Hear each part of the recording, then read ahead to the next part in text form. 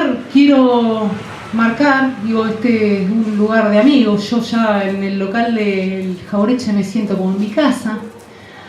Ha tenido históricamente la izquierda nacional y tiene aún en la actualidad una generosidad muy muy grande para convocar en términos frentistas a todos los actores que tenemos y reconocemos un enemigo estratégico en común que se llama oligarquía, que se llama imperialismo, que no está dentro del campo nuestro. Y de hecho han sido y continúan siendo mucho más que dentro del campo de los justicialistas, actores que han casi gritado en el desierto la necesidad de reunificación del Frente Nacional. Y yo me acuerdo de Algoro en el esquema de Scioli presidente y previamente, digamos, en la ruptura con el movimiento obrero organizado, con Moyano, la desesperación, porque sabíamos los argentinos, digamos, que caminábamos en el abismo. Y además, y en función de algo que mencionó Pablo, ha sido la izquierda nacional históricamente en la Argentina el actor político que ha empujado el proceso de nacionalización de los sectores medios, que nos debemos y que es una deuda pendiente que lamentablemente no realizamos en los 12 años del mejor gobierno que los argentinos supimos darnos después de la ausencia del general Perón, pero con grandes faltas, ausencias y, digamos, en ese sentido, por eso hoy estamos donde estamos, digamos.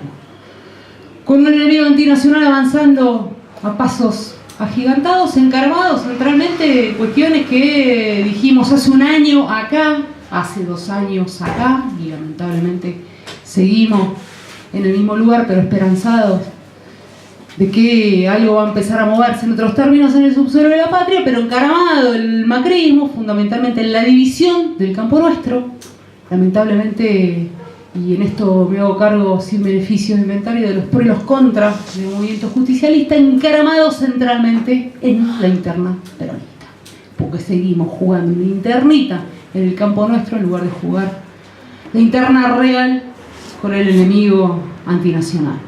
Con ausencia de programa, yo soy una convencida, y no lo digo de ahora, lo vengo diciendo hace años, que la ausencia de programa nacional antiimperialista, los argentinos la perdimos en el año 76, digamos, tras el golpe al gobierno nacional de Isabel, y que nos dirimimos del 76 a esta parte entre el liberalismo rancio y el desarrollismo o el neodesarrollismo. Digamos que además de ser un esquema económico es fundamentalmente un modo ideológico de pensar las posibilidades de tu país, encaramado centralmente en una compleja autodenegación que ¿qué nos dicen los argentinos? La única manera de salir adelante o de desarrollar el esquema básico de tu país, que en cualquier país semicolonial es sinónimo de industrialización, tiene que ver con pedirle plata a los gringos. Digamos, los argentinos no podemos. Los dos esquemas, digamos, que hoy lamentablemente centran el debate, y después está la izquierda nacional y algunos justicialistas proclamando que, digamos, hay una tercera posición, que el modelo argentino que Perón en el 74 legó como hoja de ruta de lo que la Argentina debía hacer tras su ausencia, todavía espera su realización. Y dos cuestiones centrales vinculadas a los desafíos y a los grandes problemas que enfrenta el campo nacional. Una es la ausencia de conducción. Cada vez que menciono esto hay muchos actores que se enojan y que señalan, pero fulano o mengano, no importa, no voy a dar nombres propios, son conducción, como si la cuestión de la conducción política fuese un mandato divino o de alguna manera una ansiedad de algunos actores, cuando es una realidad política. Se conduce la diversidad del movimiento nacional, o llanamente no se conduce. Hay un montón de liderazgo, pero no hemos dado todavía en el campo nacional, no hemos parido, y ahí está puesta la esperanza, en lo que sí una conducción capaz de tener la generosidad y la grandeza del corazón argentino para hacerse cargo de ordenar la diversidad de actores políticos, algunos convencidos con un corazón, o columna vertebral, o cabeza. Son debates que históricamente hemos tenido y que vuelven a estar en el centro del debate, que forman parte también de los conflictos que caminamos los argentinos en relación a definir cuál es el sujeto político de cualquier proceso de emancipación en un país semicolonial. Algunos estamos convencidos que fueron, son y serán los trabajadores argentinos, en una noción, digamos, de trabajadores hoy ampliada en relación a los movimientos sociales o a lo que el Papa Francisco llama la cultura del descarte, digamos, varias cosas para discutir posteriormente con ustedes. Y bueno, yo les decía, me armé una hojita de ruta frente al desafío de tener que hablar sobre un tema que nunca hablo, y que fundamentalmente los justicialistas, que de todas maneras tenemos una formación fuerte en el pensamiento nacional y en la izquierda nacional, en los aportes que la izquierda nacional ha hecho al entendimiento de la cuestión nacional en los países inacabados como los nuestros, creo que de las enseñanzas y experiencias vigentes que mantiene la Revolución Rusa, una fundamental e importante para nosotros, y Pablo lo mencionó, se refiere centralmente al aporte que la Revolución del 17 hizo al entendimiento de la llamada cuestión nacional y particularmente al derecho de los pueblos y naciones semicoloniales a la autodeterminación. Y ahí, digamos, dentro de esos aportes, algunos hemos leído yo a Marx poco y nada, además del Manifiesto Comunista, hay que decirlo, porque en general, bueno, muchos citan a Marx y pocos lo han leído, pero sí he leído un poquito más a Lenin, y me parece que en tal sentido, en esta cuestión de poner en el centro del entendimiento la cuestión nacional y el derecho de los pueblos y las naciones semicoloniales a la autodeterminación, Lenin logra procesar teórica y políticamente la noción de autodeterminación nacional como el derecho de las naciones a decidir sobre sus propios destinos. Digamos, si bien la autodeterminación era una reivindicación democrática que emergía de los principios liberales de la democracia burguesa, era pisoteada, como continúa siendo pisoteada en la actualidad en la práctica política concreta del imperialismo en su vínculo con los países periféricos. Y Lenin va más allá de la interpretación liberal. Y fundamentalmente comprende el valor que tenía el sentimiento nacional para los fines de transformación social, asumiendo en los hechos las omisiones y las posiciones equívocas de Marx y Engels con respecto a la cuestión nacional. Esto es, partiendo del mismo presupuesto teórico de Marx sobre la Revolución Mundial, Lenin vislumbra, sin embargo, el significado de la cuestión nacional como un elemento central e indiscutible de la lucha por el socialismo. Y cito textualmente un pasaje que cita Juan José Hernández Arregui del balance de la discusión sobre la autodeterminación, donde Lenin señala que los socialistas, cito, deben estar en favor del aprovechamiento para los fines de la revolución socialista de todos los movimientos nacionales dirigidos contra el imperialismo. Cuanto más pura sea la lucha del proletariado contra el frente común imperialista, tanto más esencial será, evidentemente, el principio internacionalista de que el pueblo que oprime a otros pueblos no puede ser libre. Había interpretado cabalmente aquello de Marx cuando decía que si se quiere reconocer la verdad del capitalismo hay que observarlo fundamentalmente en las colonias, decía Marx, donde se pasea desnudo. En el centro, los beneficios de la denominada modernidad maquillaban la brutalidad del sistema, brutalidad del capitalismo imperialista que se expresaba en África, en nuestra América y en las colonias del lejano Oriente. Y haciendo una síntesis ajustadísima de interpretaciones, el marxismo, algo mencionó el compañero, proclamó algunos principios que regirían a los partidos nacidos bajo su inspiración. Trágico esa experiencia en América Latina, en una izquierda tradicional, un partido comunista y un partido socialista de espaldas históricamente a los movimientos nacionales de liberación que combatió continuamente y aún al día de hoy el nacionalismo popular. La principal interpretación era que sin duda la burguesía era el enemigo principal del proceso revolucionario. Y la revolución solo podía ser encabezada por la nueva clase que el mismo capitalismo había engendrado, el proletariado, de origen industrial concentrado en las grandes ciudades. Era una visión focalizada en el proceso social europeo, obviamente, como una connotación eurocéntrica que el marxismo había tomado centralmente de Hegel, y reitero, esto lo explica muy bien Hernández Sarrey. ¿Y qué pasaba con nosotros en la mirada del marxismo clásico? Digamos, América Latina, marginada de la historia moderna, esto es, los latinoamericanos, en esa concepción, deberíamos ser incorporados a la influencia de las voluntades superiores, siempre en un proceso de subordinación, ya sea a Gran Bretaña en el siglo XIX o a Estados Unidos en el siglo XX. Y así pasaríamos a ocupar los latinoamericanos el único rol de subordinados que nos tenía reservado ese capitalismo internacional en la división mundial del trabajo. Se trataba del viejo dilema y del moderno y actual dilema de centro-periferia, que lamentablemente no fue superado hasta la actualidad. Y hay que decir que toda historia tiene sus paradojas, porque en el caso del socialismo, la paradoja más llamativa es que las ideas marxistas no se impusieron en los países industrializados de Europa, sino que los que Marx consideraba ejemplo de atraso y despotismo asiático. Acá está la Revolución Rusa como modelo real de otras experiencias durante el siglo XX que extendieron el socialismo por el mundo. La china, la vietnamita, la cubana fueron revueltas con fuerte contenido social campesino, producido siempre en regiones periféricas. Y claro está, digamos, que el socialismo también libró batallas en los países centrales.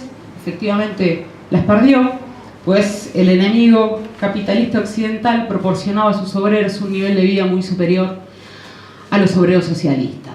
Esto es, digamos, en síntesis, la cuestión nacional que avisora Lenin forma parte del planteamiento fundamental en el proceso descolonizador del siglo XX en toda América Latina.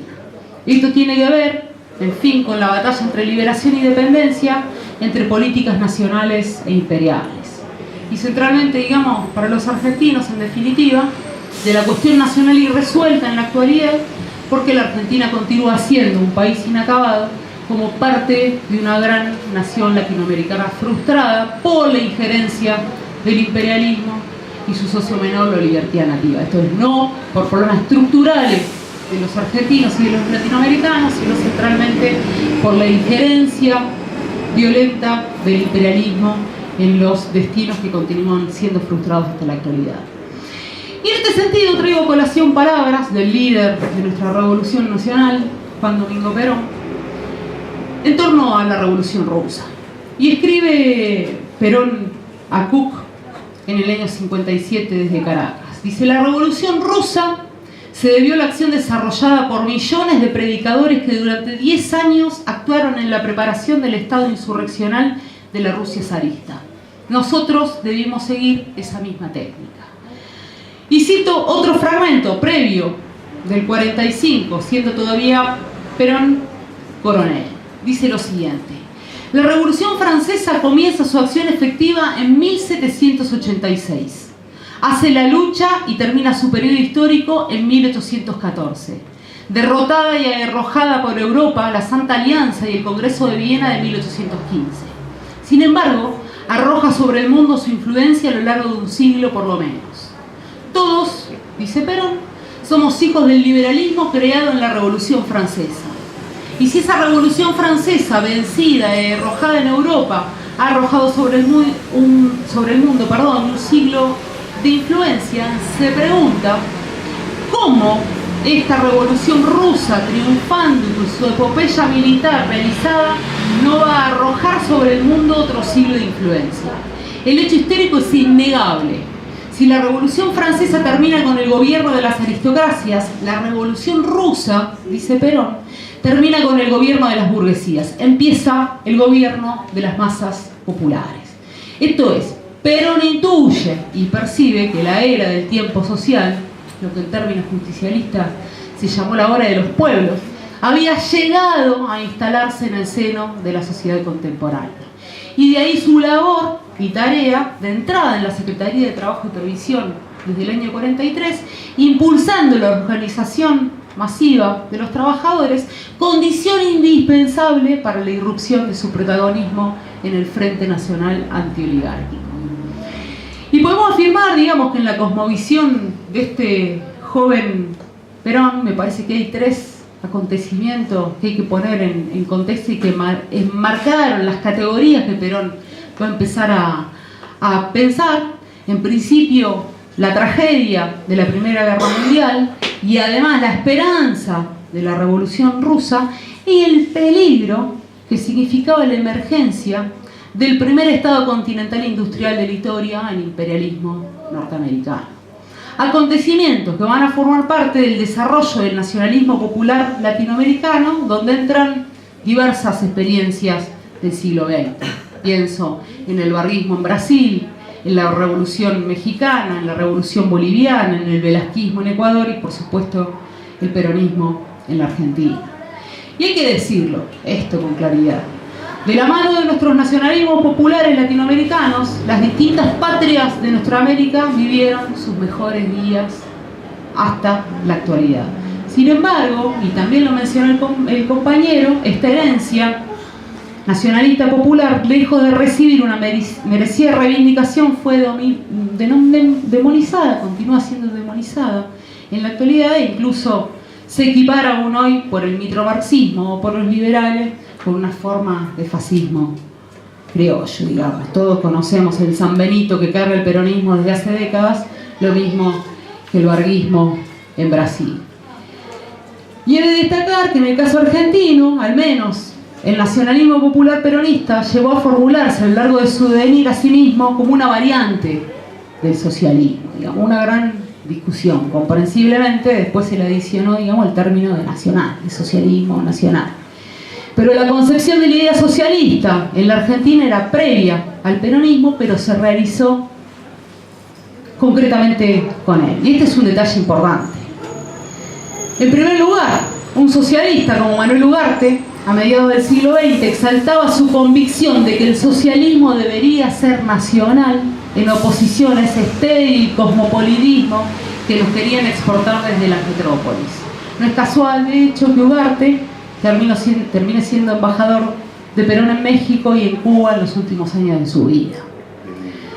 Otro hecho, además de Ugarte, cuando en el 45 el grado de movilización de las masas peronistas requería su organización bajo las formas de un partido político, entre otras cosas para participar en las elecciones del 46, el mismo Perón propuso que se tomara como ejemplo organizativo y hasta cierto punto doctrinario al Partido Socialista. Cito palabras textuales de Perón. No nos inclinamos ni al capitalismo ni al comunismo, pero comprendimos que la influencia de la evolución social en el mundo nos llevaba progresivamente hacia un movimiento de amplia base social y que no le quisimos poner a nuestro movimiento el nombre de socialismo solamente porque no queríamos asustar a la gente. Nunca se privó el general de las ironías. Y gran parte de la dirigencia socialista, salvo pequeño grupo, se incorporó masivamente al peronismo. Otro hecho central, vinculado a un intelectual comprometido con la causa popular que apoyó de buenas a primeras al peronismo, Raúl Escalabrino Ortiz, proponía en el año 48 la formación de un comunismo nacional y su interlocutor era Hernández Arregui, que venía, digamos, del irigoyenismo y ferviente adherente al proyecto justicialista también de entrada. Digamos, un intelectual y activista que sería el principal teórico de la interpretación que planteaba una continuidad entre la experiencia nacional popular y un socialismo adaptado a nuestros países. John William Cook decía: el movimiento popular peronista que atacó a la oligarquía y el imperialismo pasó a ser la izquierda en Argentina, fundamentalmente en cuanto representaba las fuerzas de independencia del extranjero. Y a mí, además, digamos, de estas grandes plumas del movimiento nacional vinculado al campo intelectual, a mí me interesa siempre traer a otros personajes, digamos, que se salen del mundo estrictamente intelectual, pero representan la verdadera alma de nuestros pueblos. Y encontré, estudiando hace tiempo, digamos, el pensamiento de Perón, una opinión de Hugo del Carril, digamos, un hombre exterior al mundo estrictamente político, un hombre del arte y fundamentalmente un gran argentino, que dice lo siguiente: el partido justicialista no deja de ser un partido socialista.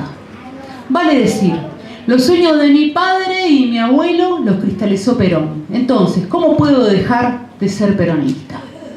Y la concepción socialista nacional a la que Perón hizo explícitas referencias durante su exilio se plasma, a su regreso en el 73, en varias de las ideas reflejadas en el modelo argentino vinculadas a la propuesta de democracia social orgánica y directa. Si bien, digamos, uno de los grandes conflictos que tiene la discusión con sectores de la tendencia tenía que ver con la puja entre queremos socialismo nacional, pero bueno, el viejo vuelve al país, digamos, a poner en el centro del debate el viejo esquema de la comunidad organizada frente a la disgregación del movimiento nacional. Aparece la noción central de democracia social orgánica y directa, que todavía no estábamos esperando. Digo, si la Argentina transita un despiole que tiene que ver con la forma de organización, es esta democracia formal o demoliberal que no hemos sabido discutir en profundidad los últimos años. Y en fin, aquellas formas del socialismo ligadas al nacionalismo popular que conservan su vigencia programática. Soberanía política, independencia económica, integración regional, justicia social, conceptos ecológicos, para el caso del peronismo, esos modelos argentinos para el proyecto nacional, supremacía del trabajo sobre el capital y el rol de un Estado planificador, centralizador y mediador del conflicto social. Esto es, llevamos más de 200 años de lucha por la independencia nacional, con derrotas que nos han costado mucha sangre y mucho dolor, pero la pasión de la lucha por la liberación nacional en nuestra América continúa intacta y la ilusión de crear esa patria común sigue vigente. Y yo soy una convencida de que no tenemos que inventar nada, los argentinos y los latinoamericanos, sino que tenemos que volver a poner en el centro de la mesa el pensamiento nuestro, el pensamiento de nuestros grandes maestros nacionales, el pensamiento, digamos, que parió el nacionalismo popular latinoamericano, y recordar las realizaciones históricas, lo que hemos sido capaces históricamente de realizar, para verlo centralmente a la luz de los desafíos que actualmente enfrentamos. Gracias.